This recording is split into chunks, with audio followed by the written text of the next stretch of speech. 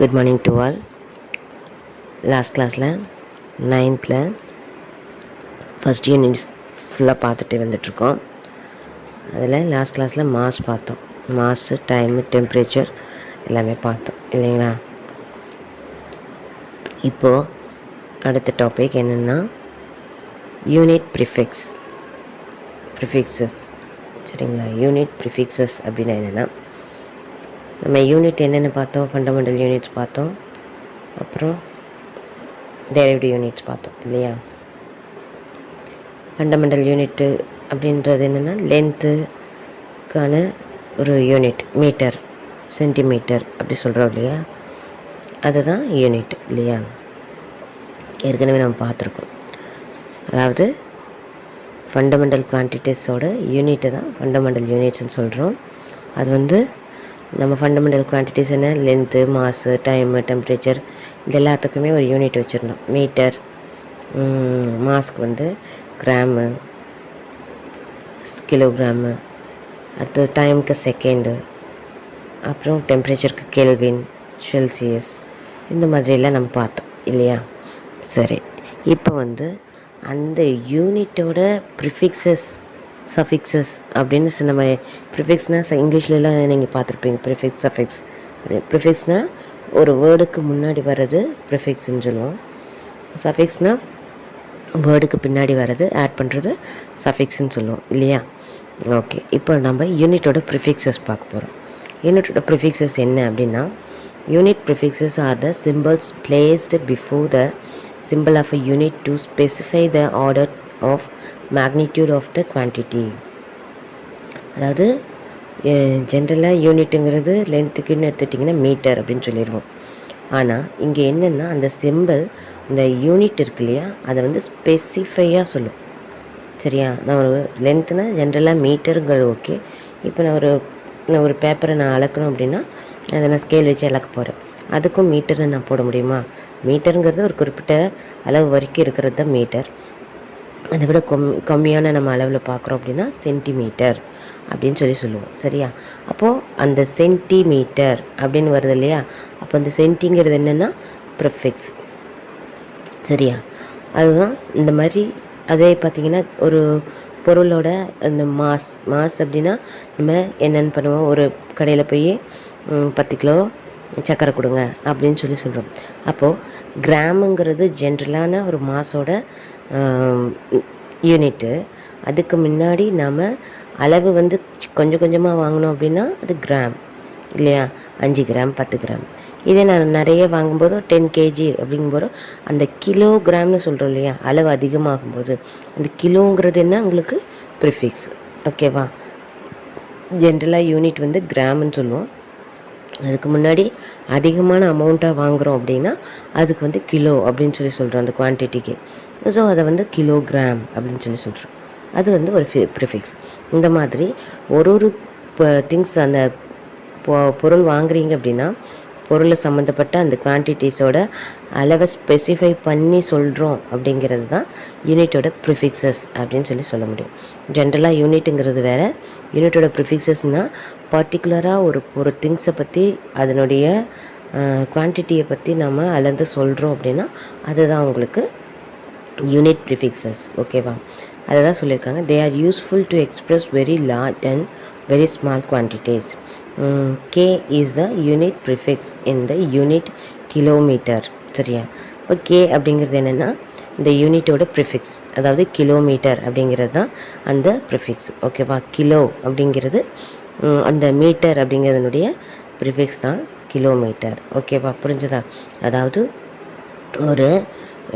இதோட யூசஸ் என்ன அப்படின்னு பார்த்தோன்னா, ஒரு பொருளை அதோட லார்ஜ் சைஸையும் சரி இல்லை ஸ்மால் சைஸையும் சரி, ஸ்மால் குவான்டிட்டியும் சரி இல்லை லார்ஜ் குவான்டிட்டியும் சரி, அதை சொல்லறதுக்கு நம்ம என்ன பண்ண போகிறோம், இந்த யூனிட்டை யூனிட் ப்ரிஃபிக்ஸை நம்ம யூஸ் பண்ண போகிறோம். அதுதான் எக்ஸாம்பிள் சொல்லியிருக்காங்க. கிலோ அப்படிங்கிறது அதனுடைய ப்ரிஃபிக்ஸு, யூனிட்டோட ப்ரிஃபிக்ஸு அப்படின்னு சொல்கிறாங்க. A unit prefix stands for a specific positive or negative power of 10.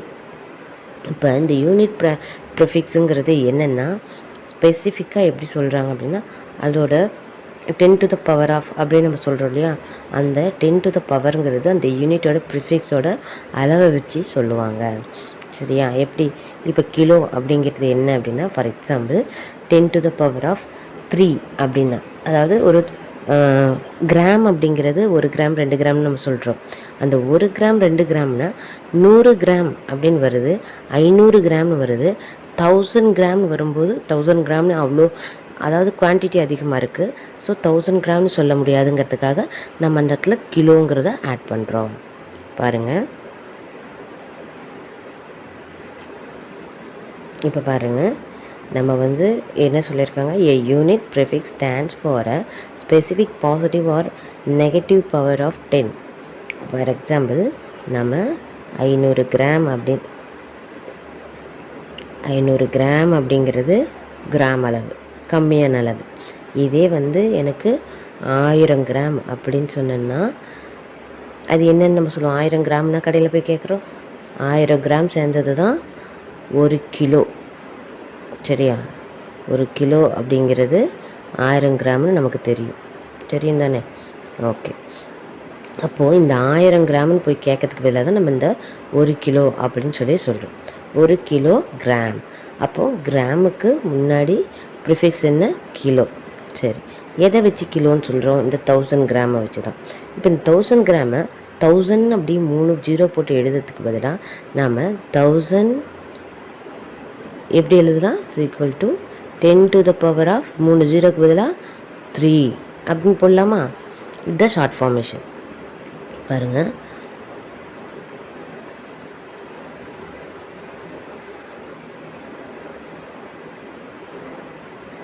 Thousand அப்படிங்கிறத நார்மலாகவே நம்ம எப்படி எழுதலாம்?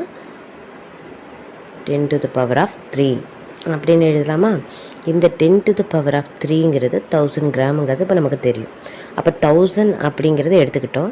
எனக்கு 1000 கிராமுங்கிறது கிலோவா? எல்லா இடத்துலையும் போய் எனக்கு 1000 கிராம் கொடுங்க 2000 கிராம் கொடுங்கன்னு நம்ம கேட்க முடியாது. அதுக்கு பதிலாக ஒரு ப்ரிஃபிக்ஸ் ஆட் பண்ணிடுறாங்க. என்ன? இந்த 10 to the power of 3ங்கிறத கிலோன்னு ஒரு வார்த்தையில் போட்டுடுறாங்க. சரியா? கிலோ அப்படின்னு சொல்லிடுறாங்க. ஏன்? நான் அங்கே போய் 1000 கிராம் கொடுங்கன்னு கேட்கறதுக்கு பதிலாக இந்த மாதிரி ஷார்ட் ஃபார்மில் 10 to the power of 3 gram கொடுங்க அப்படின்னு சொன்னால் கடைக்காரனுக்கு தெரியுமா? தெரியாது. ஸோ அது எஸ்ஐ யூனிட்டில் பொறுத்த மட்டும் அவங்க இப்படி ஒரு ப்ரிஃபிக்ஸை யூஸ் பண்ணியிருக்காங்க. எதுக்காக? போய் நம்ம, அதாவது படித்தவங்களை விட படிக்காதவங்கள்ட்ட நம்ம ஒரு பொருளை வாங்க போகிறோம் அப்படின்னா அவங்களுக்கு புரிகிற மாதிரி கேட்டோம்னா ஈஸியாக புரியும். அதுக்காக இந்த 10 to the power of 3ங்கிறத கிலோங்கிற ஒரு ப்ரிஃபிக்ஸை வச்சு சொல்லியிருக்காங்க. ஓகேவா? அப்போ 10 to the power of 3னா கிலோ. ஓகேவா? அப்போ நான் கிலோ, அதுக்கு மேலே அதிகமாக நான் அதை கிலோமீட்டர், கிலோகிராம் அப்படின்னு லம்பாக இருக்கிறத நான் வந்து கிலோங்கிற ப்ரிஃபிக்ஸ் வச்சு நான் சொல்கிறேன். சரியா? இது வந்து மேலே 10 to the power of +3 தானே இருக்குது.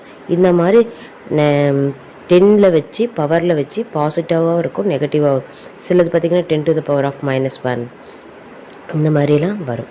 அப்போது ஒரு நெகட்டிவ் அல்லது பாசிட்டிவ் பவர் வச்சு வரும் அப்படிங்கிறது தான் இந்த ப்ரிஃபிக்ஸோட ஸ்டாண்டர்ட் யூனிட். இது சரியா? யூனிட் ப்ரிஃபிக்ஸ் அப்படிங்கிறது. ஓகேவா? இப்போ பாருங்கள், சம் யூனிட் ப்ரிஃபிக்ஸ் கொடுத்துருக்காங்க டேபிள்ஸு, அதை நம்ம பார்க்கலாம்.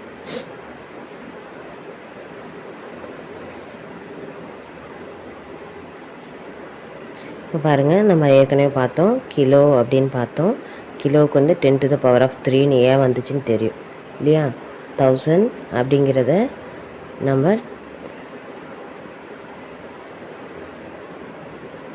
1000 அப்படிங்கிறது தான் 10 to the power of 3 அப்படின்னு சொல்லிட்டு +3 சரியா அப்படின்னு சொல்லிட்டு நம்ம போடுறோம் கிலோவுக்கு.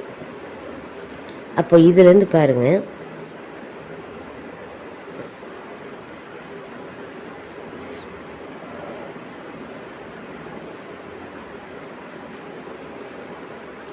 இதுலேருந்து பார்த்தீங்க அப்படின்னா உங்களுக்கு 10 to the power of 15 அப்படின்னு வர்றது எல்லாமே பெட்டா அப்படின்னு சொல்லி நம்ம சொல்கிறோம். அதாவது பீட்டா அப்படின்னு சொல்லி சொல்கிறோம். அதோட குறியீடு என்ன? பி. சரியா? இதே 10 to the power of 12 அப்படிங்கிறத டெரா அப்படின்னு சொல்லி சொல்கிறோம். டெரா அப்படிங்கிறதுக்கு சிம்பிள் டி. சரியா? இது எல்லாமே ப்ரிஃபிக்ஸ்னால் அந்த யூனிட்டோட இப்போ நான் மீட்டரே அளக்குறேன்னா எனக்கு அவ்வளோ லென்த்தில் ஒரு மீட்டர் இருக்குது அப்படின்னா 10⁻12னா நீங்கள் என்ன பண்ணுவீங்க? ஆல்ரெடி 10⁻3னா 1 போட்டு 3 0 போடுறதா 10⁻3. 10⁻12 அப்படின்னா நீங்கள் எவ்வளோ போடுவீங்க பாருங்கள். அதை 10 போட்டு 12 ஜீரோஸ் இருக்கணும். 3 4 5 12 இவ்வளோ லென்த்து. சரியா? இதை நம்ம இப்படி அளந்து இவ்வளோ பெருசு நம்ம எழுத முடியுமா? அதுக்கு தான் 10⁻12. சரி, எல்லா இடத்துலையும் போய் 10⁻12 அப்படின்னு நம்ம சொல்ல முடியாது. இந்த அளவுக்கு ஒரு லென்த் எனக்கு இருக்குது அப்படின்னா நான் டெராமீட்டர் அப்படின்னு நம்ம கேட்கலாம். சரியா? அதுக்கு வந்து சிம்பிள் வந்து டி, கேபிட்டல் டின்னு போடுறோம். சரிங்களா? ஜிகா அப்படின்னு சொல்லிட்டு அடுத்தது 10⁻9 அப்படிங்கிறது ஜிகா அப்படின்னு சொல்கிறோம். அதுக்கு கேபிட்டல் ஜி. 10⁻6ங்கிறது மெகா அப்படின்னா எம்னு நம்ம கொடுக்குறோம். மெகானா நார்மல் பெருசு. 10⁻3 தான் கிலோ அப்படின்னு சொல்கிறோம். அதுக்கு லெஸ் ஆகிட்டே வருது பாருங்கள். கம்மியாகிற அந்த ஒவ்வொரு இதுக்கும் பேர் வந்து என்ன?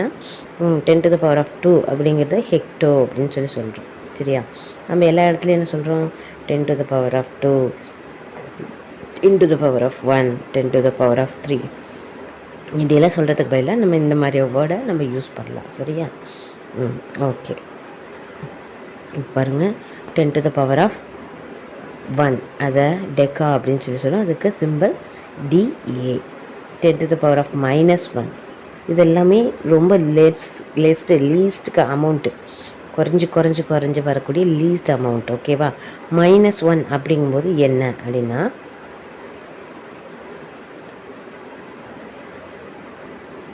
இப்போ பாருங்கள், -1ன்னா 1/10 இது -1. சரியா?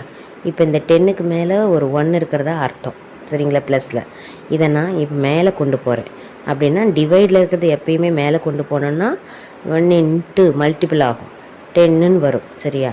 இப்போ கீழே பவரில் வந்து எனக்கு ஒன்றுமே இல்லை அப்படின்னா 1 இருக்கிறதா அர்த்தம். அது மேலே வந்துச்சு அப்படின்னா என்ன ஆகுது? எப்பயுமே டிவைடில் இருக்கிறது மல்டிப்பிளில் கொண்டு வரும்போது அதோட சிம்பிள் மாறும். நாம் ஆல்ரெடி இது டிவைடில் இருக்குது, இதை மேலே கொண்டு வரும்போது இதோட சிம்பிள் மாறிடுச்சு. என்னென்னு இன்டூன்னு மாறி போச்சு. அப்போது அதோட பவரில் இருக்கிறது மாறணும்ல. அப்போ பவரில் வந்து ஒன்றுமே இல்லைன்னா +1 இருக்கிறதா அர்த்தம். மேலே வரும்போது அது என்னவா மாறிடுது? -1 மாறிடுது. அதுதான் 10⁻−1. சரிங்களா? இதே வந்து 10⁻−2 அப்படின்னா 1/2ங்கும்போது 2 0 இருக்கும். சரியா? அதை மைனஸுங்கிறதுனால தான் 1/, ரெசிப்ரோக்கல். சரிங்களா? அப்போது இந்த 100 அப்படிங்கிறது கீழே இருக்குது, மேலே வந்து ஒன்றுமே இல்லை. சரியா? ஆனால் இந்த 2 0 இருக்குது. இப்போ நான் வந்து இதை எப்படின்னு எழுதலாம்? 10⁻2ன்னு எழுதலாம். பட் இதை வந்து 100 வந்து நான் 10⁻2 ப்ளஸில் எழுதினேன் அப்படின்னா இது இங்கே 1/100ன்னு இருக்குது. அதை நான் 1/10⁻2ன்னு போட்டுட்டேன். இப்போ இதை நான் மேலே கொண்டு வந்தேன் அப்படின்னா 1 × 10⁻−2 பிகாஸ் இங்கே ப்ளஸில் இருக்கும். இந்த 100 10⁻2ன்னு எழுதலாம். அதை தான் நான் இங்கே எழுதியிருக்கேன். இதை வந்து நான் மேலே கொண்டு வந்தேன்னா டிவைடில் இருக்கிறது மல்டிபிள் ஆகும். மல்டிப்பிளில் இருக்கிற அந்த மல்டிப்பிளில் மாறினோடனே அந்த பவரும் என்னவாகும்? ப்ளஸில் இருந்துச்சு அப்படின்னா மைனஸில் ஆகும். சரியா? அப்போ இதுதான் நம்ம ப்ரிஃபிக்ஸ்க்கு ஒவ்வொன்றுக்கு யூஸ் பண்ணுற அந்த மெத்தடு. சரியா? பாருங்கள், 10⁻−1ங்கிறது டெசி, 10⁻−2ங்கிறது சென்டி, 10⁻−3ங்கிறது மில்லி,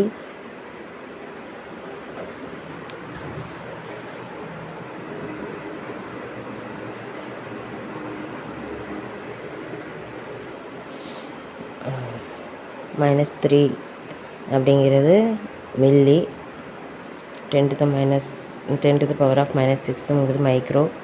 ஒவ்வொன்றுக்கும் சிம்பிள் கொடுத்துருக்காங்க பார்த்தீங்களா? ஓகே, இதுதான் வந்து ப்ரிஃபிக்ஸ், யூனிட் ப்ரிஃபிக்ஸோட சிம்பிள்ஸ். ஓகேவா? இப்போ இதில் பார்த்தீங்க அப்படின்னா the physical quantities vary in different proportion, like from 10⁻−15 m being the diameter of nucleus to 10⁻26 meter being the distance between two stars and 9.11 into 10 to the power of minus 31 kg, being the mass of electron to 2.2 into 10 to the power of 41 kg, being the mass of the Milky Way galaxy. இப்போ இதில் என்ன சொல்கிறாங்க அப்படின்னா, இந்த physical குவான்டிட்டிஸில் அதோட அளவுகள், அதாவது மதிப்புன்னு சொல்லி டிஃப்ரெண்ட் வேரியஸ் ப்ரொப்போர்ஷன்ஸ், அந்த மதிப்பு அப்படிங்கிறது எப்படின்னா ஒவ்வொரு ஸ்டேஜ்லேயும் மாறுபடும், அதாவது வேரி ஆகிட்டே இருக்கும், டிஃப்ரென்ஸ் ஆகிட்டே இருக்கும். சரி, அது எப்படி டிஃப்ரெண்ட் ஆகுது அப்படின்னு பார்த்தோன்னா, ஒரு ஆட்டம் எடுத்துக்கிட்டோம் அப்படின்னா, ஒரு நியூக்ளியஸ், ஆட்டமோட நியூக்ளியஸ் எடுத்துக்கிறோம். ஒரு அணுங்கிறது வந்து ஆக்சுவலாக ரொம்ப மைன்யூட்டான விஷயம். அதுக்குள்ளார இருக்கக்கூடிய அந்த நியூக்ளியஸ் இருக்கு இல்லையா, உட்கருன்னு சொல்லுவோம், சரியா? அதோட ஆரத்தை நீங்கள் 10 to the power of minus 15 metre அப்படின்னு சொல்லிட்டு அளக்கக்கூடிய ஒரு யூனிட் தான் இந்த ப்ரிஃபிக்ஸ், யூனிட் ப்ரிஃபிக்ஸுங்கிறது, சரியா? அப்போது ரொம்ப லீஸ்ட் அமௌண்ட் இருக்கிறத கூட, லீஸ்ட் சைஸில் இருக்கிறது கூட லென்த் கண்டுபிடிச்சி அதோட அளவை நம்ம சொல்கிறதுக்கு இந்த 10 to the power of minus 15. minus 15ங்கும்போது ரொம்ப ரொம்ப குட்டி, சரியா? அதை வந்து நீங்கள் போட்டிங்க அப்படின்னா 1 power, அதாவது 1/10 இந்த 15 zeros வரும், அதை தான் 10 to the power of 15 போடுவோம். லீஸ்ட் அமௌண்ட், ரொம்ப லீஸ்ட் அமௌண்ட்டு, சரிங்களா? அந்த மாதிரி சைஸில் இருக்கிறத வந்து நம்ம அளக்கிறதுக்கு இந்த நம்ம ப்ரிஃபிக்ஸை, யூனிட் ப்ரிஃபிக்ஸை யூஸ் பண்ணுறோம், சரிங்களா? சரி, இப்போ பார்த்திங்க அப்படின்னா நம்ம அணுன்னு சொல்லிட்டு, அதாவது ஆட்டம் வந்து மைன்யூட்டானது, அதை வந்து நம்ம மைக்ரோஸ்கோப்பில் தான் பார்க்க முடியும், அப்படி நமக்கு தெரியும். அது ரொம்ப குட்டியாக இருக்கும். அதுக்குள்ளார இருக்கக்கூடிய நியூக்ளியஸோட அந்த டயாமீட்டர், அந்த ரேடியஸ், ஆரம் எவ்வளோ, ஆரம் தெரியல, ஆரம்னா என்னென்னு, சரியா? இதுதான் ஆரம்னு நம்ம சொல்லுவோம். இந்த ஆரம், அதாவது ஒரு நியூக்ளியஸ், ஆட்டமில் இருக்கக்கூடிய அந்த நியூக்ளியஸோட ஆரத்தை அளக்கிறதுக்கு தான் இந்த இதை நம்ம யூஸ் பண்ணுறோம், சரியா? அதே பார்த்திங்க அப்படின்னா கேலக்சியில் இருக்கக்கூடிய ஸ்டார்ஸ் இருக்கு இல்லையா, அதோட டிஸ்டன்ஸ், 2 ஸ்டாருக்கு நடுவில் உள்ள டிஸ்டன்ஸை நீங்கள் அளக்கிறதுக்கும் இந்த மீட்டருங்கிற யூனிட்டை யூஸ் பண்ணுறோம். அதையும் எப்படி அளப்போம் அப்படின்னா இந்த 10 to the power of அப்படின்னு தான் நான் அளப்போம். ஏன்னா நம்ம தான் சொல்லிட்டே ஆல்ரெடி, நம்ம அந்த பவரில் எதுக்கு இந்த 26, 15 அவ்வளோ ஜீரோஸ் போட்டு நம்ம அதை லென்த்தியாக நம்ம எக்ஸ்பிளைன் பண்ணுறதுக்கு பதிலாக ஷார்ட் ஃபார்மு எப்பயுமே ஃபிசிக்கல் குவான்டிட்டிஸ், அந்த குவான்டிட்டிஸை ப்ரப்போஸ் பண்ணுறது அப்படின்னா நம்ம இந்த மாதிரி 10 to the power of அப்படின்னு தான் ப்ரப்போஸ். பிகாஸ் அதில் ஃபிசிக்ஸை பொறுத்த மட்டும் பார்த்திங்க அப்படின்னா எல்லாமே ஷார்ட் ஃபார்ம். ஆனால் நம்ம கண்டுபிடிக்கிறது எல்லாமே நமக்கு எட்டாத ஒன்று, சரியா? ரொம்ப லீஸ்ட்டாக இருக்கக்கூடியதை, கவனிக்க முடியாத ஒன்று தான் நம்ம அதுக்கான அளவை நம்ம அளக்கிறோம், சரியா? அது ஃபிசிக்ஸில் அதை அளந்து சொல்லும்போது அதுக்கான ஷார்ட் ஃபார்மேஷனை அவங்க கொடுத்துருக்காங்க, சரியா? அதுக்கு தான் இந்த யூனிட் ப்ரிஃபிக்ஸ் எல்லாம் இந்த 9.11 into 10 to the power of minus 31. இது எல்லாமே என்ன, அந்த 2 ஸ்டாருக்குள்ளே அந்த 2 ஸ்டார் இருக்கும். இங்கேருந்து நம்ம பார்க்கறதுக்கு 2 ஸ்டார் பக்கத்தில் இருக்கணும், ஆனால் அங்கே அந்த 2 ஸ்டாருக்கும் எவ்வளோ டிஸ்டன்ஸ் இருக்கும் இல்லையா ஸ்கையில், அப்படிங்கிறத அதை அளந்து சொல்கிறோம் இல்லையா? இது எல்லாமே ஃபிசிக்ஸில் கண்டுபிடிக்கக்கூடிய ஒவ்வொரு குவான்டிட்டிஸோட அளவு வேரியேஷன் இருந்துக்கிட்டே இருக்கும், சரியா? அதே போல் அதில் இருக்கக்கூடிய இந்த எலக்ட்ரான்ஸ், சரியா? எலக்ட்ரான்ஸோட அந்த மாஸ், வெயிட் என்ன, எலக்ட்ரானோட நிறை என்ன அப்படின்னு நம்ம அளக்கலாம், சரியா? அப்போ இந்த மாதிரி ஒவ்வொரு விஷயத்தையும் நம்ம டிஃப்ரெண்ட் குவான்டிட்டிஸ் தான் வச்சு நம்ம அளந்துட்டுருக்கோம், ஓகேவா? அந்த அளவீடுகள் தான் இந்த ஒவ்வொன்றுக்கு கொடுத்துருக்காங்க. இப்போ பார்த்திங்க அப்படின்னா மில்கி வேல, அதோட மில்கி வேவோட ஒவ்வொரு மில்கி வேஸ் நிறைய இருக்குது. நம்மளுக்கு மேலே பார்த்திங்க அப்படின்னா நிறைய மில்கி வேஸ் இருக்குது. அந்த ஒவ்வொன்றோட நிறை, மாஸ் அப்படிங்கிறது என்ன அப்படின்னு சொல்லியெல்லாம் கணிக்க முடிஞ்சிருக்கு அப்படின்னா இந்த யூனிட் ப்ரிஃபிக்ஸை வச்சு தான் அவங்க அதை நமக்கு புரிகிற மாதிரி ஷார்ட் ஃபார்மில் சொல்கிறாங்க, சரியா? அதுக்கு தான் இந்த யூனிட் ப்ரிஃபிக்ஸ் யூஸ் ஆகுது, சரியா? அடுத்த டாபிக் நம்ம பார்க்குறோம்.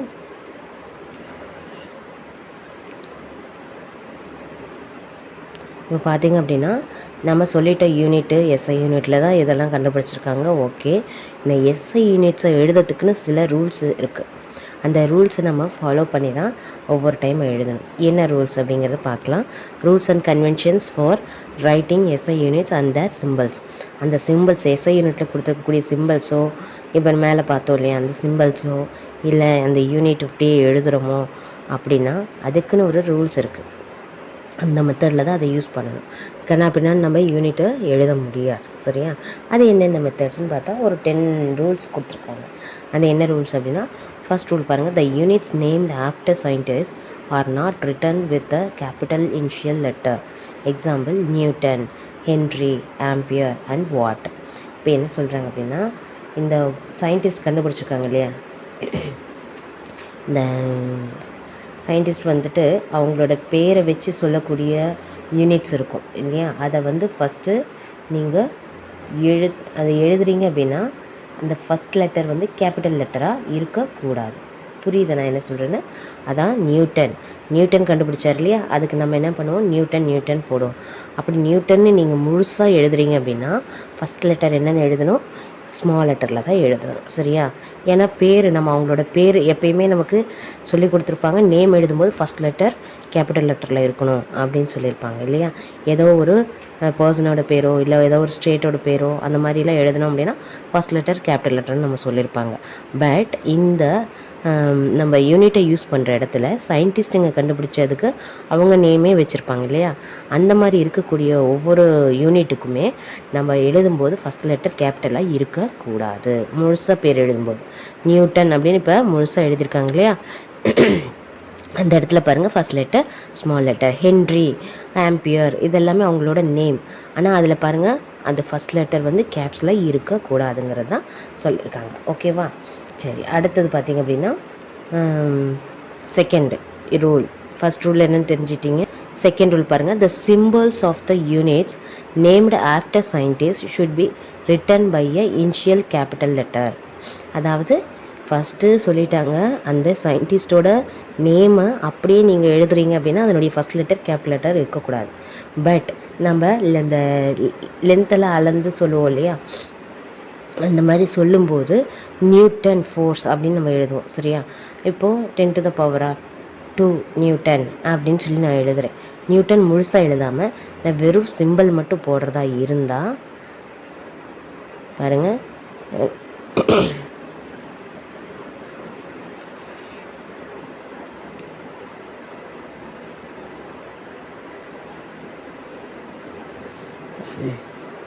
ஃபஸ்ட்டு உங்கள் நேமை ஃபுல்லாக எழுதுறதா இருந்தால் ஃபஸ்ட் லெட்டர் வந்து ஸ்மால் லெட்டரில் இருக்கணும். ஆனால் இதே வந்து அவங்களோட அந்த யூனிட்டை மட்டும் நீங்கள் யூஸ் பண்ணுறீங்க, அந்த சிம்பிள்ஸ் மட்டும் யூஸ் பண்ணுறீங்க அப்படின்னா கேபிட்டல் N 10⁻⁻² நியூட்டன் ஃபோர்ஸ் அப்படிங்கிறோம். அப்படின்னா நியூட்டன் இப்படிங்கிறது இந்த மாதிரி கேபிட்டலில் எழுதுகிறோம். வெறும் ஒரு லெட்டரில் நீங்கள் அந்த இனிஷியல் லெட்டர் மட்டும் எழுதுறீங்க அப்படின்னா அதுக்கு வந்து கேபிட்டல் லெட்டர் தான் யூஸ் பண்ணணும். இதே ஃபுல் நேம் எழுதுறீங்க அப்படின்னா ஸ்மால் தான் யூஸ் பண்ணணும். ஆப்போசிட்டாக. சரியா? ஓகே, அடுத்தது பார்த்திங்க அப்படின்னா தேர்டு ரூல்ஸ் பாருங்கள். Small letters are used as symbols for units not derived from a proper noun. Example M for metre, kg for kilogram. சரியா? ஆக்சுவலாக என்ன சொல்கிறாங்க அப்படின்னா, இந்த ஒரு பர்டிகுலராக நீங்கள் ஒரு பேர் சொல்கிறீங்க, அதாவது ஒரு யூனிட்டோட பேர் சொல்கிறீங்க அப்படின்னா அதை வந்து ஸ்மால் லெட்டரில் நீங்கள் சொல்லணும். இப்போ 1 கிலோமீட்டர், 1 மீட்டர் அப்படின்னு ஒரு யூனிட்டை சொல்கிறீங்க இல்லையா, அந்த யூனிட்டை நீங்கள் சொல்லும்போது என்னென்னு பண்ணணும், ஸ்மால் லெட்டரில் தான் சொல்லணும், கேப்ஸ் லெட்டரில் சொல்லவே கூடாது. நீங்கள் வந்து நான் 1 கிலோமீட்டர் அப்படின்னு எழுதுகிறோம் அப்படின்னா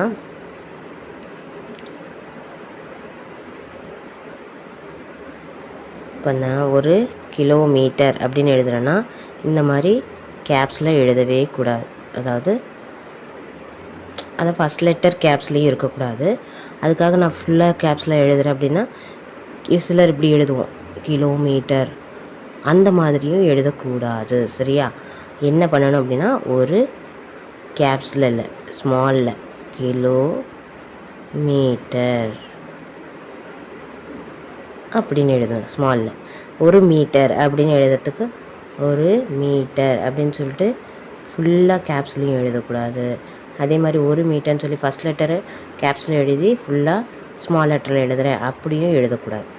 இந்த மாதிரி நீங்கள் யூனிட்டை வந்து யூஸ் பண்ணுறீங்க அப்படின்னா இந்த யூனிட்ஸ் எல்லாமே எப்படி இருக்கணும், கேப்ஸில் வரக்கூடாது. அப்படி வந்தால் அது ராங். ஓகேவா? இது எல்லாமே ராங். எப்படி வரணும், ஃபுல் அண்ட் ஃபுல் ஸ்மால் லெட்டரில் வரணும். சரியா? புரிஞ்சுதா? அதாவது 1 கிலோமீட்டர், 1 சென்டிமீட்டர். இது ஸ்மால் லெட்டர் தான். சிங்கிறது கூட உங்களுக்கு பாருங்கள், சென்டிமீட்டர் சின்னதாக தான் போடணும். சின்ன ஸ்மால் சி எப்படி போடுறோம் இல்லையா, அந்த மாதிரி போடணும். சரியா? சென்டிமீட்டர். வெறும் மீட்டர், 1 மீட்டர் அப்படின்னா 1 மீட்டர். 1 கிலோகிராம் அப்படின்னா 1 கிலோகிராம். இந்த மாதிரி எல்லாமே ஸ்மால் லெட்டரில் இதெல்லாம் கரெக்ட். ஓகேவா? இதுதான், இப்படி தான் எழுதணும். சரியா? இதுதான் சொல்லியிருக்காங்க. சரியா? புரிஞ்சுதா? இதே வந்து நீங்கள் ஒரு சிம்பிளாக போடுறீங்க அப்படின்னா நம்ம கேஜி, மீட்டருக்கு எம் அப்படின்னு எல்லாமே ஸ்மால் லெட்டரில் யூஸ் பண்ணணும். சரி, அடுத்து பார்த்தீங்க அப்படின்னா no full stop or other punctuation marks should be used within or at the end of symbols. Example 50 meter and not as 50 meter point. அதாவது ஒரு சென்டென்ஸில் வந்து இந்த மாதிரி யூனிட்ஸை நம்ம பர்டிகுலராக சொல்கிறோம் அப்படின்னா, இந்த மாதிரி யூனிட்ஸை பர்டிகுலராக சொல்கிறோன்னா இதுக்கப்புறம் கமாவோ ஒரு டாட்டோ எக்ஸ்ட்ரா எந்த சிம்பிள்ஸும் அங்கே வரக்கூடாதுங்கிறது ஒரு ரூல்ஸ். புரிஞ்சுதா? அதாவது நான் 50 மீட்டர் கிராஸ் பண்ணேன் அப்படிங்கும்போது 50 மீட்டர் அப்படின்னு போட்டு I crossed 50 meter and my brother crossed அப்படின்னு சொல்லி போடுறதுக்கு பதிலாக நம்ம கமா போட்டு சொல்லவோ இல்லை ஃபுல் ஸ்டாப் நான் ஐ கிராஸ்டு 50 மீட்டர் அப்படின்னு சொல்லிட்டு ஃபுல் ஸ்டாப் வைக்கிறதோ இருக்கக்கூடாது. சரியா? அதனுடைய கண்டினியூஷன் இருக்கணும். எந்த ஃபுல் ஸ்டாப்பு, எந்த பங்க்சுவேஷன், எந்த எதுவுமே இருக்கக்கூடாது அப்படிங்கிறது. இது வந்து ராங். சரியா? இந்த மாதிரி வரக்கூடாது, இந்த ஃபுல் ஸ்டாப்லாம் வரக்கூடாது. இதுதான் கரெக்ட். ஓகேவா? சரி, அடுத்தது பாருங்கள். 5th, the symbols of the units are not expressed in plural forms. அதாவது plural forms அப்படின்னா என்னென்னா,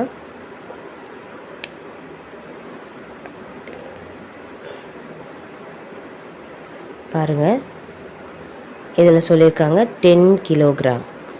கிலோங்கிறது உங்களுக்கே ஆல்ரெடி சொல்லிட்டோம்.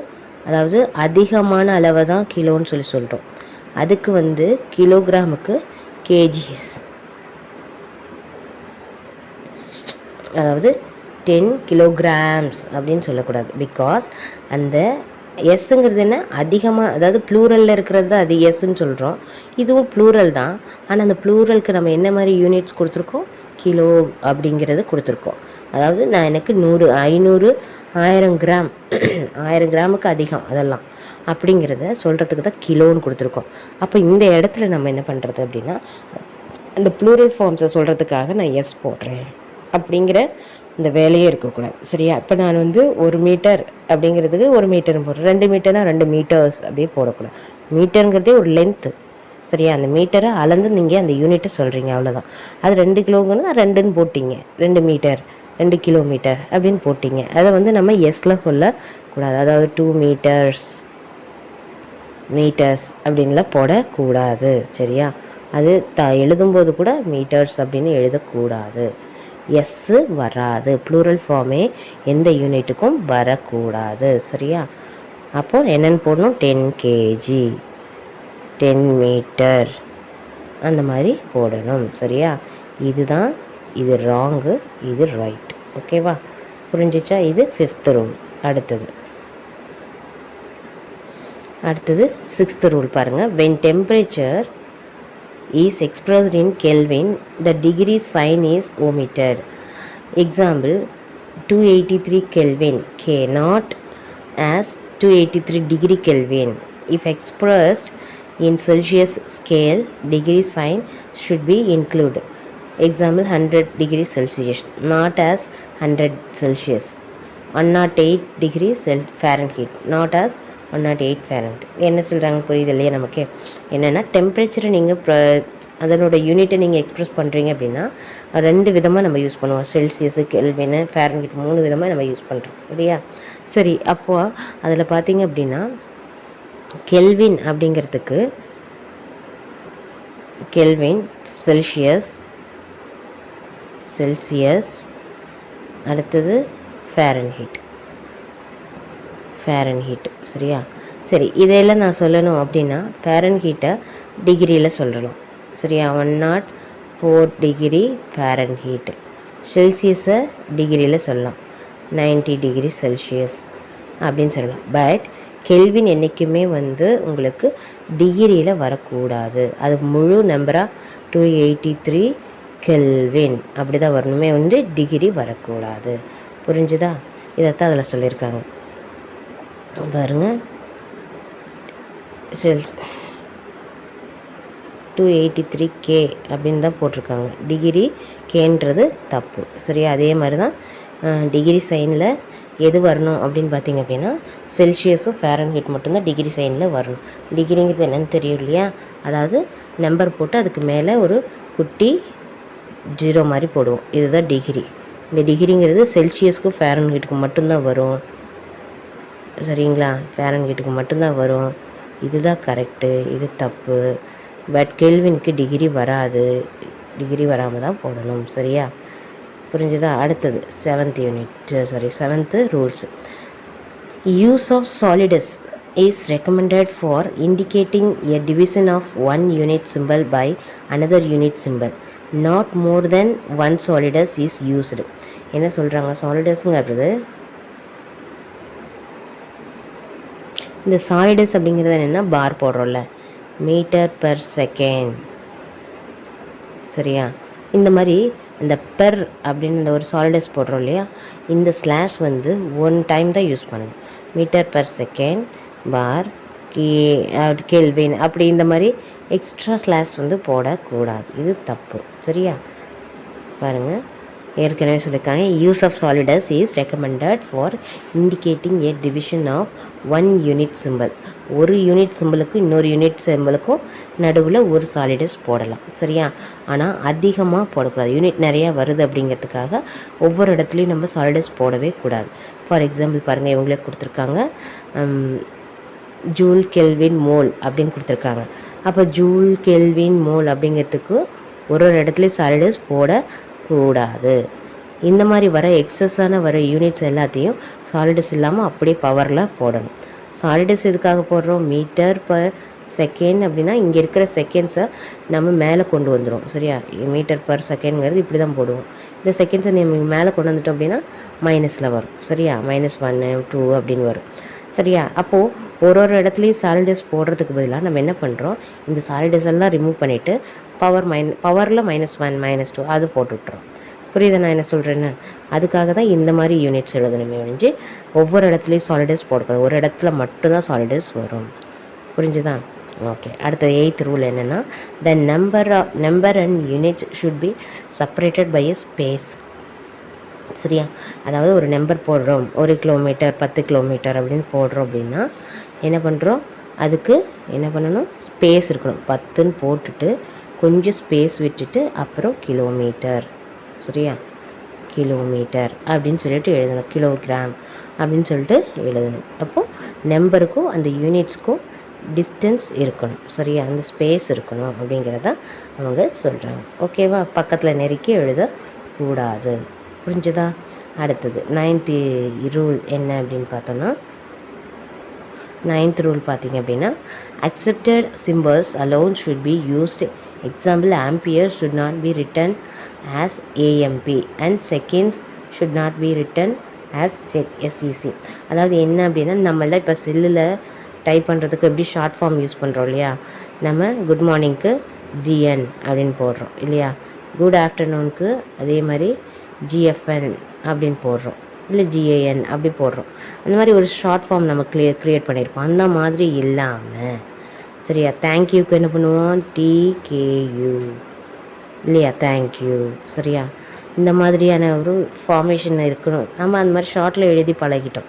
அந்த மாதிரி நீங்கள் ஆம்பியர் அப்படிங்கிற போர்டு முழுசாக எழுத வேண்டிய இடத்துல ஏஎம்பின்னு எழுதினா போதும். செகண்ட் அப்படின்னு எழுதுகிற இடத்துல எஸ்இசி போட்டால் போதும், செகண்டுன்னு தெரிஞ்சுக்கும். ஆனால் அது ரூல்ஸ் கிடையாது. அந்த மாதிரி எழுதக்கூடாதுங்கிறது தான் ரூல்ஸ். எந்த இடத்துல என்ன எழுதணுமோ, எக்ஸாம்பிள் 1 ஆம்பியர் அப்படின்னு நீங்கள் எழுதுறீங்க அப்படின்னா ஆம்பியர் அப்படின்னு முழுசாக எழுதணும். இல்லையா 1 ஆம்பியருக்கு கேபிட்டல் ஏ, அவ்வளோதான், முடிஞ்சு போச்சு. சரியா? இந்த மாதிரி தான் நம்ம எழுதணுமே ஒழிஞ்சு நான் வந்து ஷார்ட்டாக எழுதுகிறேன் அப்படின்னு நம்ம இந்த மாதிரி எழுதக்கூடாது. இது தப்பு. சரியா? இந்த மாதிரி ஷார்ட் ஃபார்மில் எழுதுறதுக்கு பதிலாக நம்ம ஏ எஸ் அப்படின்னு செகண்ட்ஸ் வந்து எஸ் அப்படின்னு போட்டுட்டு போயிட்டே இருக்கணும். சரியா? ஓகே. அடுத்தது 10th ரூல் பார்த்தீங்க அப்படின்னா, the numerical values of physical quantities should be written in scientific form. சரியா? இப்போ example, the density of mercury should be written as 1.36 × 10⁴ kilogram metre power -2, not as அதாவது என்ன அப்படி சொல்கிறாங்க அப்படின்னா 13,600 கிலோகிராம். எப்பயுமே நான் ஆல்ரெடி சொன்னது தான், ஒரு ஃபிசிக்ஸில் வந்து ஒரு மைன்யூட்டான விஷயத்தை நம்ம அளக்கிறதுக்கும் ரொம்ப டிஸ்டன்ஸ், அதாவது கண்ணு கெட்டாத ஒரு தூரத்தை அளக்கிறது, இந்த மாதிரியான இருக்கிறத கூட அதை ஃபிசிக்ஸில் அளந்து நம்ம சொல்கிறோம். ஆனால் அந்த அளவுக்கு லென்த்தையும் நம்ம எக்ஸ்பேண்ட் பண்ணி சொல்கிறதுக்கு பதிலாக ஒரு ஷார்ட் ஃபார்ம் க்ரியேட் பண்ணியிருக்காங்க. அப்போது நம்ம இந்த இடத்துல என்ன பண்ணுறோன்னா, ஒரு டென்சிட்டியை நீங்கள் ஒரு நியூமரிக்கல் வேல்யூவில் ஒரு ஃபிசிக்கல் குவான்டிட்டிஸை நீங்கள் சொல்கிறீங்க அப்படின்னா அதோட அளவை இந்த 10⁻⁴ அப்படிங்கிறதுல தான் சொல்லணுமே ஒழிஞ்சு அதை விட்டுட்டு இந்த மாதிரி நம்ம சொல்லக்கூடாது. பாருங்கள், இப்படி இருக்குது. இதுக்கு என்ன அர்த்தம்? 1.36 × 10⁻⁴ போட்டுட்டோம். அப்போ இந்த 10ங்கிற இடத்துல 4 0 இருக்குங்கிறது நமக்கு தெரிஞ்சு போச்சு. அப்போது இந்த இதை நம்ம என்னென்னு போடுவோம்? 600. ஓகேவா? ஏன்னா அதை வந்து டிவைட் பண்ணி இந்த மல்டிபிள் பண்ண இந்த மாதிரி தான் வரும். சரியா? அப்போது இந்த மாதிரி பெருசாக போட்டு நான் கிலோகிராம்னு சொல்கிறேன். இன்னும் சிம்பிளாக உங்களுக்கு சொல்லணும் அப்படின்னா, நான்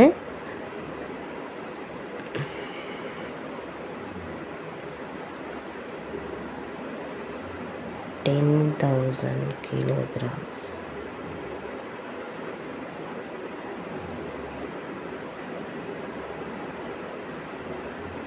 கிலோமீட்டர் அப்படின்னு போடணுன்னா, இதுக்கு நான் இந்த மாதிரி ஃபிசிக்ஸில் எப்பயுமே நான் முழுசாக போடக்கூடாது. இதுக்கு நான் 10⁻⁴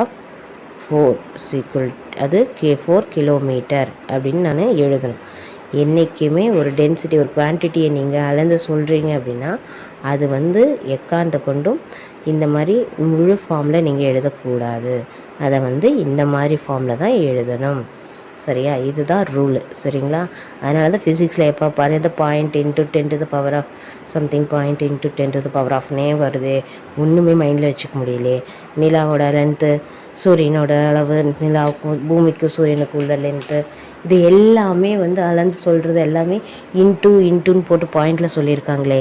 பாருங்கள், ஒரு ஒளியாண்டு அப்படின்னா 9.46 × 10⁻15 மீட்டர் அப்படின்னு சொல்கிறாங்க. இப்போ இதை நான் என்னன்னு போய் எக்ஸ்பேண்ட் பண்ணி சொல்ல முடியும் அப்படின்னு பார்த்தோம் அப்படின்னா, லென்த் அதிகமாக இருக்கும், வேர்டு லெட்டர்ஸ் எல்லாமே அதிகமாக இருக்கும். அதை அப்படியே எக்ஸ்பேண்ட் பண்ணி நம்மளால் சொல்ல முடியாது ஃபிசிக்ஸை பொறுத்த மட்டும். ஸோ அதனால தான் இந்த ஷார்ட் ஃபார்மேஷனை அவங்க கொடுத்துருக்காங்க. அப்போ எதை சொன்னாலும் அந்த பாயிண்டில் சொல்லி 10⁻⁴ இவ்வளோ அப்படிங்கிறத சொன்னால் தான் அது கரெக்டு. அதுதான் இந்த ரூல் படி இதுதான் கரெக்ட் அப்படின்னு சொல்லிட்டு கொடுத்துருக்காங்க. அப்போ இந்த எஸ்ஐ யூனிட் எழுதுறதுக்கு இந்த 10 ரூல்ஸை நம்ம ரொம்ப இம்பார்ட்டன்ட். ஏன் அப்படின்னா, இனி வர காலங்களில் நம்ம படிக்கக்கூடிய ஃபிசிக்ஸில் படிக்கக்கூடிய எல்லா விஷயங்களுக்கும் நம்ம இதெல்லாம் யூஸ் பண்ண போகிறோம். ஃபிசிக்ஸ், கெமிஸ்ட்ரி எல்லாமே, ஜுவாலஜி முதற்கொண்டு இந்த மெத்தடை நம்ம யூஸ் பண்ணுவோம், இந்த யூனிட்ஸை நம்ம யூஸ் பண்ணுவோம். ஸோ இது எல்லாமே வந்து இந்த மாதிரி இந்த 10 ரூலுக்குள்ளார இருக்கணுங்கிறதுக்காக தான் 9th நமக்கு இந்த வேல்யூவை கொடுத்துருக்காங்க, இந்த ரூல்ஸை. சரியா? ஓகே. இந்த எஸ்ஐ யூனிட்ஸ் அப்படி நம்ம இனி வர எல்லா இதையும் கரெக்டாக நம்ம எழுதணும். ஓகேவா? Okay, thank you. நெக்ஸ்ட் கிளாஸில் பார்க்கலாம்.